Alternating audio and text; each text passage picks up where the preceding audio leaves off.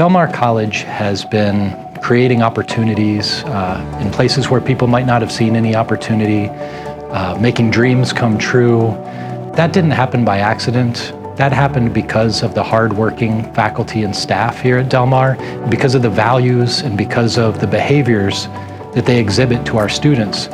So what the Viking Way is essentially an effort to try to distill all of that into a plan that we can share and that we can scale, because when our employees are exemplifying those behaviors and values, our students benefit. When we came together to do the strategic plan a couple years ago, a couple of really interesting things came out of that. There was a need for more communication and more collaboration. So not only did this strategic plan come out focusing on, the typical, student success indicators, key performance indicators on student success. I think that is what's great about charting the Viking Way. Again, that strategic plan, so much came out of it, but specifically the Viking Way, an elevated culture of care initiative. So number one, Viking Way is the 10 behaviors, the base. The 10 behaviors matter because it's the first impression anybody sees from an employee. It's how people form an opinion of you. And those behaviors create small moments that really change the way people feel and experience their time here at Del Mar College. The Viking Way gives us that roadmap for those new employees. It makes it easier for them. It shortcuts them to the kind of success that we need to achieve the goals that we have. And that's why we created the Academy. HR is leading the Academy because training and development naturally falls under human resources.